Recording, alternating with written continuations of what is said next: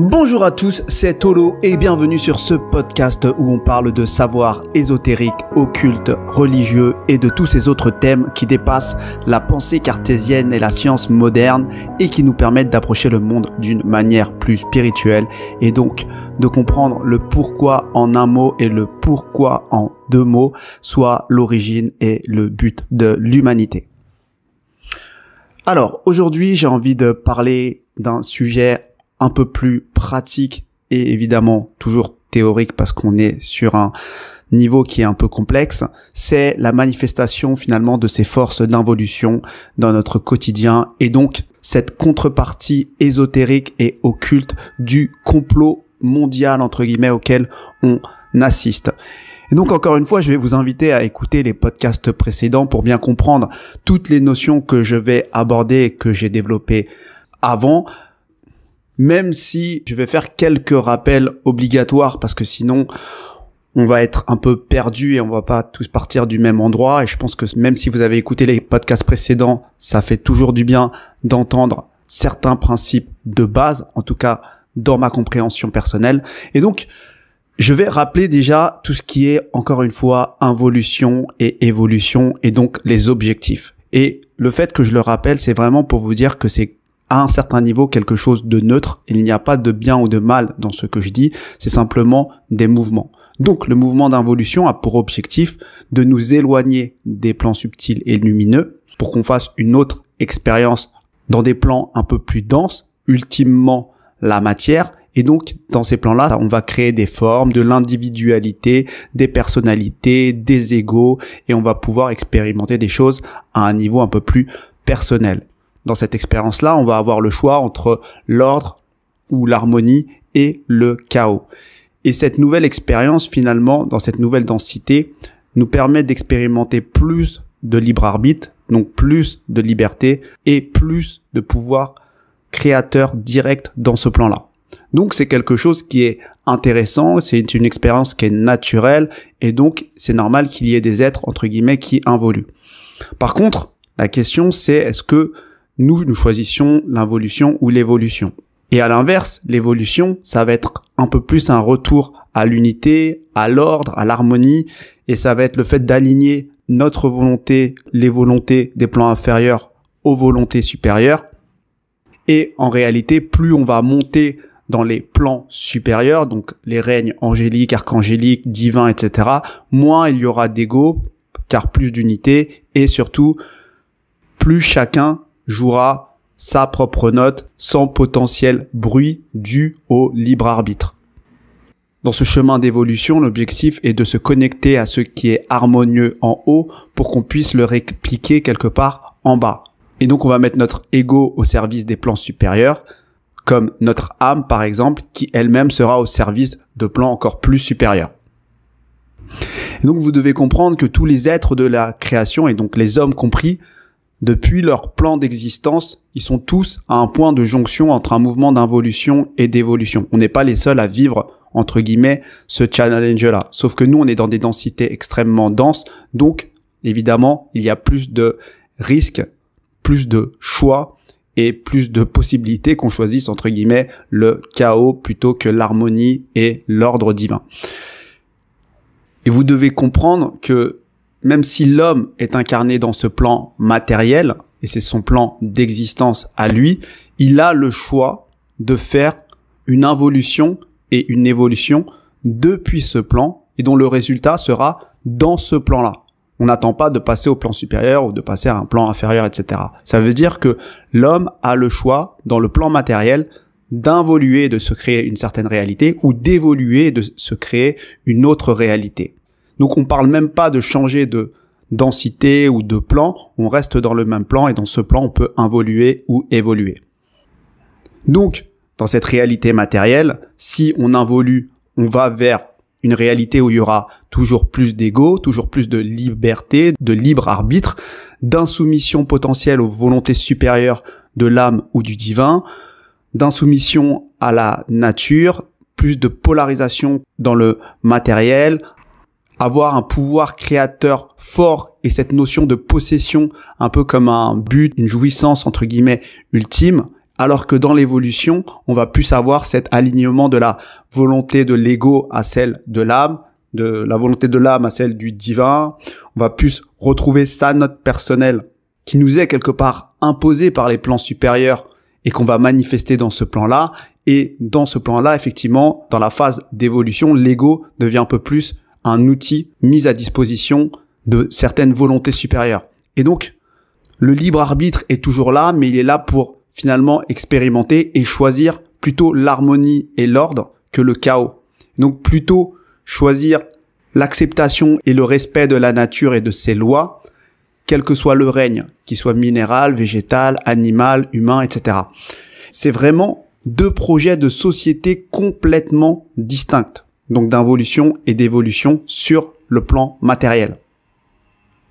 Et en réalité, donc vous l'aurez compris, moi je me positionne plus dans cette phase entre guillemets d'évolution, en tout cas j'essaye, mais il faut faire le constat qu'il y a des hommes ou des groupes d'hommes, consciemment ou non, qui servent les forces d'involution. Et pour moi, il y a plusieurs niveaux à qui on peut pas donner la même responsabilité entre guillemets. Il y a vraiment ces forces qui poussent à l'involution pure à travers l'ésotérisme, l'occultisme et une certaine ingénierie sociale sur plusieurs niveaux. Et donc dans ces personnes-là, je mettrais tout ce qui est élite politique, les sociétés secrètes, discrètes, les médias, les finances, tous les initiés qui sont au fait de tout ça et qui servent vraiment ce plan d'involution directement. Et il y a aussi, si vous avez écouté mes podcasts précédents, quelque part, des personnes qui vous maintiennent dans cette polarisation égotique, consciemment ou non, souvent d'ailleurs inconsciemment. Et là, je parle plutôt des accompagnants, des coachs, des thérapeutes et des entrepreneurs qui, malgré cette bonne volonté de vouloir aider, finalement, sont complètement focus sur l'ego. Et donc, je vous invite à écouter vraiment mes podcasts précédents pour comprendre plus en détail ce dont je parle ici. Parce que effectivement, si vous êtes coach, thérapeute ou entrepreneur, vous pouvez avoir l'impression que vous faites partie des forces involutives, des forces sataniques, mais c'est pas vraiment ce que je dis, c'est simplement que c'est une polarisation par défaut parce que on s'occupe des problématiques de l'ego et on utilise toutes nos pratiques pour soigner entre guillemets l'ego et on maintient les clients, l'audience, les spectateurs dans ce moi inférieur malgré nous quelque part. Et encore une fois qu'on soit clair, ces forces sont naturelles quelque part. Aujourd'hui, ils sont incarnés de cette manière-là à travers ces élites-là ou à travers d'autres personnes qui maintiennent dans la polarisation entre guillemets égotique. Mais dans tous les cas, elles trouveraient, si c'était pas cette manifestation à travers ces groupes-là, ce serait autre chose. Après, la question, c'est plus peut-être à quelle proportion et à quel niveau d'influence ces forces peuvent avoir un impact entre guillemets sur nous. Parce que dans tous les cas, elles trouveraient des êtres pour s'incarner et pour servir finalement ce mouvement d'involution qui est naturel. Par contre, il faut se poser la question, et ça c'est vraiment la question principale, c'est est-ce que nous sommes conscients de l'existence de ces forces et surtout est-ce que nous sommes conscients du mouvement que nous faisons ou que nous souhaitons faire. Et donc moi, mon rôle ici, c'est vraiment un peu là que je le situe, c'est vraiment de donner des clés pour que chacun puisse avoir une grille de lecture supérieure et puisse choisir en conscience. Et donc, dans mon podcast La Voie du Changement, dans ma roadmap, donc le niveau 5, le niveau qui est juste en dessous de celui-là, je ne fais que décoder ce qu'il se passe à un niveau sociétal, économique, politique, et je ne parle absolument pas d'ésotérisme, d'occultisme, de religion, etc. Donc, je décris la manifestation finalement et le résultat de ces forces involutives ou sataniques ou ces forces lucifériennes ou toute n'importe quelle autre force, pour donner finalement une grille de lecture accessible à tout le monde. Et encore, quand je dis tout le monde, tous ceux qui peuvent accepter qu'il peut potentiellement y avoir un complot entre guillemets. Et en réalité, quand tu t'intéresses finalement à ce que je dis dans ce niveau 6 et de ce que je vais décrire maintenant, ce qu'il se passe dans le niveau 5, c'est clair et presque limpide. On pourrait presque l'anticiper. Parce qu'en fait, ce que je décris dans le niveau 6, je ne décris pas des faits, je ne décris pas forcément des situations, je décris des forces et donc des mouvements. Et donc, si on connaît la direction du mouvement et qu'on a l'état de départ, on peut en déduire l'état d'arrivée. Et on pourrait même faire quelque part dans ce niveau 6 du rétro-engineering, c'est-à-dire que on a connu l'état de départ d'une époque, on voit la situation d'aujourd'hui, on peut en déduire quelles ont été les forces en action pour créer cette situation-là. Et au final, on se rend compte qu'on revient toujours aux mêmes forces, entre guillemets, principales, qui est la force satanique et la force luciférienne. Donc la force satanique qui nous fait évoluer, la force luciférienne qui nous donne l'illusion de monter en conscience en se libérant des contraintes divines et naturelles. Je le répète encore dans ce podcast-là, les deux forces sataniques et lucifériennes sont utilisées ensemble par certains opérateurs, donc que j'ai mentionné plus haut, pour nous couper du divin et nous polariser vers la matière, tout en nous donnant l'illusion de monter en conscience. C'est vraiment ça, le pourquoi occulte de tout ce qu'il se passe aujourd'hui. Et maintenant qu'on a ce pourquoi et donc la direction, on n'a plus qu'à comprendre la stratégie, comment elle a été déclinée et comment ils ont utilisé en fait tout ce qui est à leur disposition dans ce monde matériel, à savoir des organisations politiques, financières, monétaires, médiatiques, spirituelles, religieuses, etc., pour faire aboutir ce plan-là et servir ces forces-là. Et donc, ce qui est très, très important pour faire ce double mouvement, cette polarisation vers la matière et le fait de donner cette illusion de s'élever en conscience à travers cette lumière, en fait, luciférienne, ce qui est très important, c'est d'avoir le consentement des hommes. Ça, c'est très important d'un point de vue énergétique. Donc, il va falloir créer une certaine ingénierie sociale, presque ésotérique, presque énergétique, pour pouvoir avoir le consentement et faire ces mouvements-là. Et donc, qu'est-ce qu'ils vont faire? Clairement, ils vont mettre la partie inférieure de l'homme, donc l'ego, à savoir le corps physique, émotionnel et mental, au centre de la vie de l'homme. Ça va être leur moyen principal. Et donc, pour ça, ils vont utiliser plusieurs choses. Donc, d'une part, des valeurs très séduisantes. Donc, c'est des valeurs maçonniques, les deux premières valeurs maçonniques, donc liberté et égalité. Et ces deux valeurs-là vont servir à éduquer la partie la plus basse de notre être. Et c'est ça qui est pas vraiment dit. Donc, premièrement, la liberté, ça va être de mettre en nous cette notion de libre arbitre, de liberté justement, et vous l'aurez compris, qui est une des raisons ésotériques finalement de l'involution, de pouvoir avoir le choix dans de nouvelles réalités et d'avoir le choix entre l'harmonie et le chaos. Et normalement choisir l'harmonie, mais dans ce choix-là, on pourrait choisir finalement le chaos. Et l'égalité, qui revêt un double sens dans ce cas-là, qui est d'abord, le premier, c'est l'égalité des droits de l'homme vis-à-vis du divin, de se dire égal au divin et qu'il n'a pas à se soumettre au divin. Et surtout, dans un deuxième sens, en fait, c'est plutôt que, en réalité, plus les hommes vont rechercher cette égalité parmi eux, plus ils vont se rendre compte qu'elle n'existe que dans les parties les plus basses de leur être. Et qu'ils vont devoir enlever toutes les couches divines et harmonieuses de leur identité pour se rendre compte que sans elles, il ne reste rien et que, finalement, quand on réduit l'homme à rien ou pas grand-chose, effectivement, tous les hommes sont égaux. D'où tous ces phénomènes de déconstruction que l'on peut trouver ici et là dans nos sociétés modernes. Et le terme déconstruction n'est absolument pas choisi au hasard. Donc, on a ces deux forces maçonniques comme outil de séduction et on va passer par un processus finalement d'involution qui va utiliser la destruction. L'objectif va être de détruire notre harmonie intérieure. Parce que plus on est harmonieux à l'intérieur de nous, plus finalement c'est une conséquence, une connexion à une harmonie divine, ce qu'il se fait sur les plans supérieurs. Et plus finalement on est connecté à l'harmonie divine et harmonieux à l'intérieur, plus on arrive à reconnaître ce qui est harmonieux à l'extérieur. Notre libre arbitre qui nous sert justement à choisir entre l'harmonie et le chaos, si on arrive à avoir ce discernement qui reste intact, on choisira toujours l'harmonie. Parce que on va se sentir bien, parce que ça représente ce qu'on arrive à toucher sur les plans supérieurs et ce l'on ressent plus profondément au fond de nous. À partir de là, on se tourne vers les plans supérieurs et on va dans cette voie, entre guillemets, d'évolution. Ces forces-là qui involuent, manifestées par tous ces groupes que j'ai cités plus haut, vont détruire notre harmonie intérieure sur 3 plans, le plan personnel, le plan interpersonnel et le plan transpersonnel.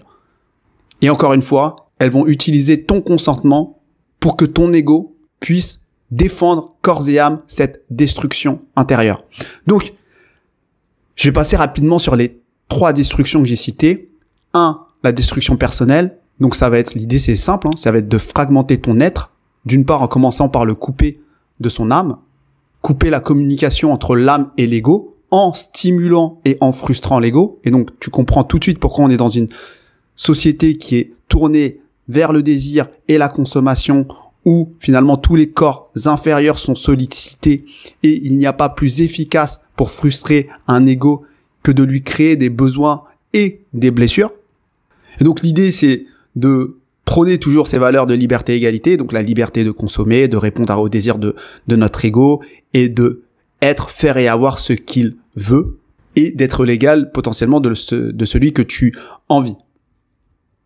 Mais cette fragmentation n'est pas suffisante, il faut aller plus loin et donc toute l'ingénierie sociale, ça va être de fragmenter finalement les individus. Donc j'ai parlé là d'une notion un peu transcendantale âme-ego, mais on va faire même plus simple, on va séparer la volonté de l'ego de celle du corps. Et donc certains vont rejeter leur corps, vont rejeter leur identité sexuelle et on va glorifier ces cas-là comme des signes de liberté et d'égalité. Donc, et vous reconnaissez, donc c'est toujours les mêmes valeurs. Et à partir de là, on va créer toute une théorie, une philosophie, qu'elle soit politique, sociétale, etc., etc. Et tout le progressisme d'aujourd'hui provient finalement de cette fragmentation déjà personnelle. Donc, on voit avec toute cette mouvance transgenre ou unisexe ou autre, où personne ne s'affirme dans sa polarité comme si l'âme s'était trompée de corps. Et c'est vraiment cette idée finalement qu'une partie de votre être a une autre volonté qu'une autre partie de votre être, et plus ce sera le chaos dans votre être intérieur, plus vous vous éloignerez de l'harmonie originelle. Et en l'occurrence, tout ce qui est de l'ordre du rejet de son être et de la substitution par des chirurgies plastiques ou autres, vous pouvez être sûr qu'on est dans le résultat de forces involutives qui veulent vous fragmenter.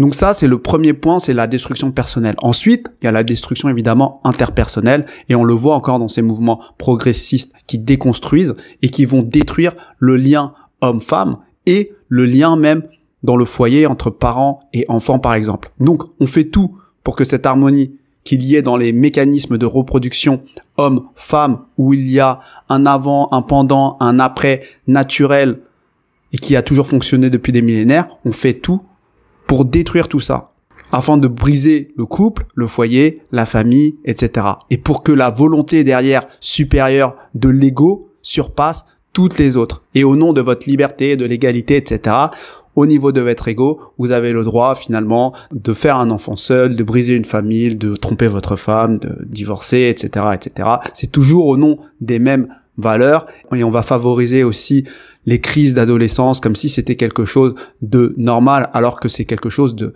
sociétal, puisqu'on va se servir des adolescents vulnérables en cours de construction finalement pour les polariser plus dans leur ego, dans leurs désirs et dans leurs blessures. Et tout le monde le sait à un niveau entre guillemets ésotérique, et c'est pour ça que c'est des cibles idéales dans ce phénomène de déconstruction et de polarisation égotique.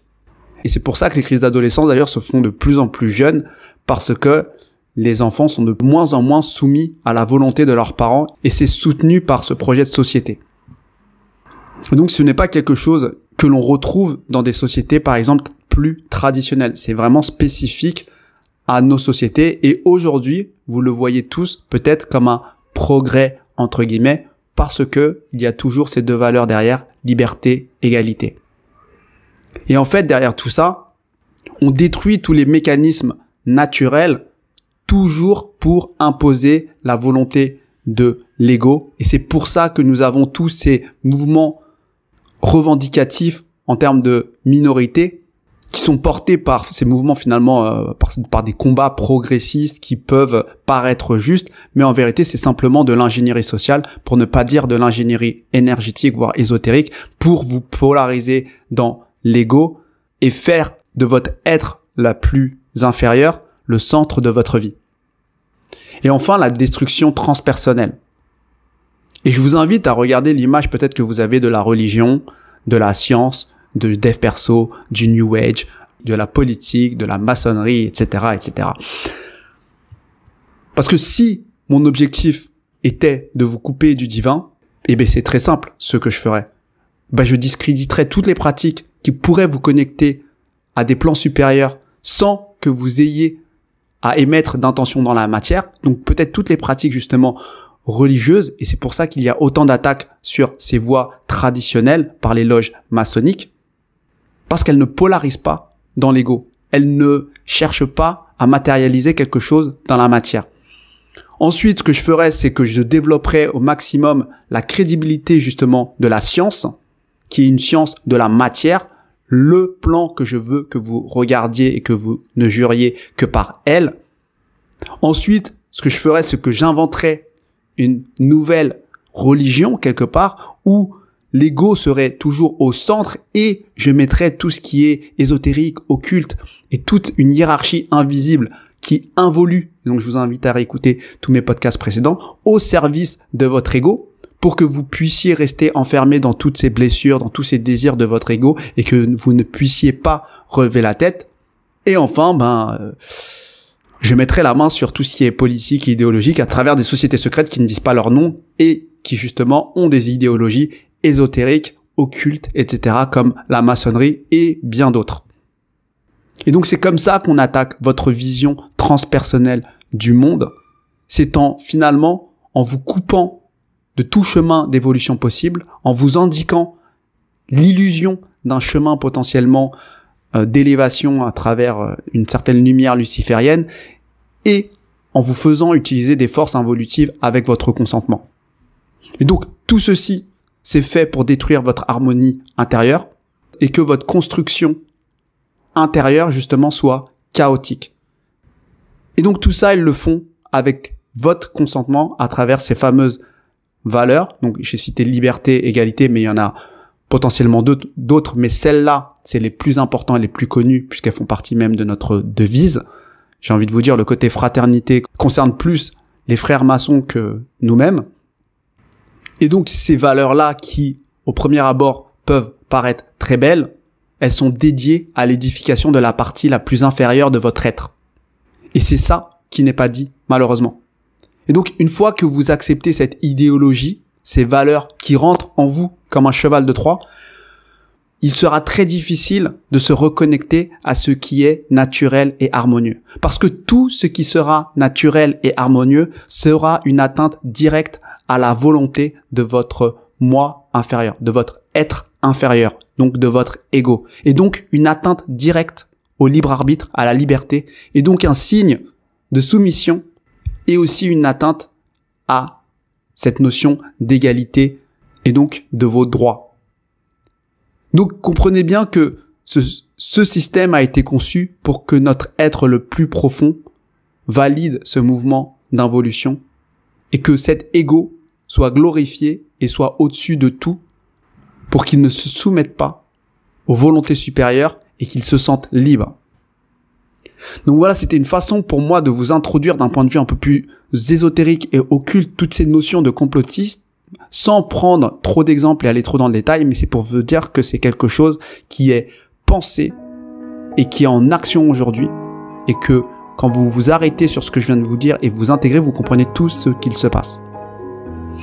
Donc n'hésitez pas, si vous avez des questions, à commenter, à faire des observations si vous le souhaitez.